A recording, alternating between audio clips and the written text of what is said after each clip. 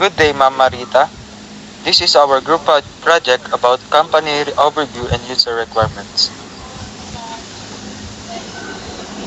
I am Sam Andre Jimenez, one of the group presenter. I am Coronacion Francis RG. I'm Jimo Jan Valyabar. And let's start. So this is manager and crew. Owner, Jesus Pagubayan. Manager, Grace Paino, Tobong Banwa. Head chef, Mark Canechi. Barista, Bernardo Bravo. Server, Nina Villanueva. How did you start your business? At first, Joseph only had a small eatery, just a cafeteria. They started in December 2018, and then the pandemic hit them hard. It was very difficult for them because there were hardly any customer eating, and even the students weren't eating due to the pandemic. They had to temporarily stop selling because of the pandemic, but they came back to open a new restaurant, and that's Joseph.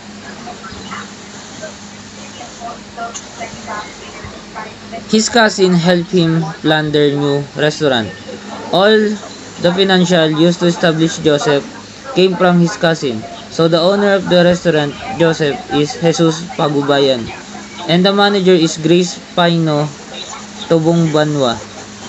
They spent 6 months renovating their small cafeteria into a beautiful and large restaurant.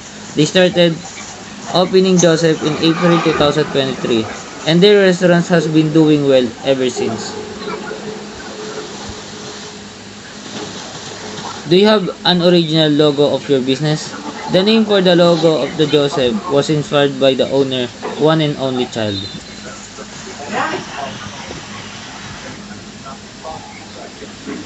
How can a business avoid failure?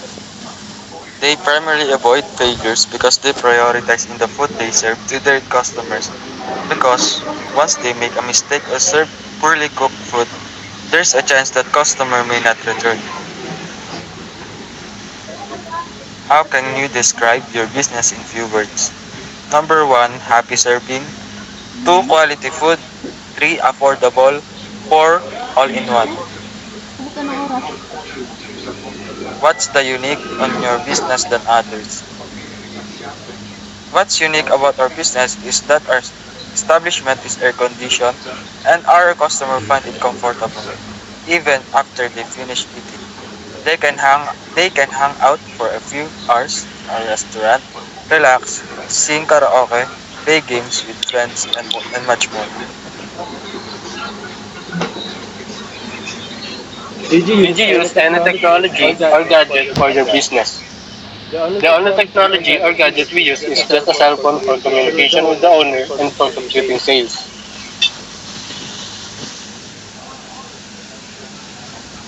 How many your income and your expenses daily? Our highest monthly income which is 11K and our lowest is 3K, while our expenses typically range around 5K weekly. What are the things that you want to add to your business to help it grow to be more successful?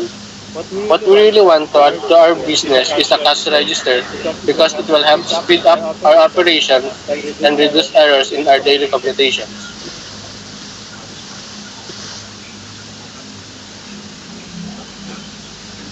So this is the flowchart of Joseph. Open the restaurant for the day. Check the storage if there's enough stock to be used for the day. Greet the customers. Hand the menu.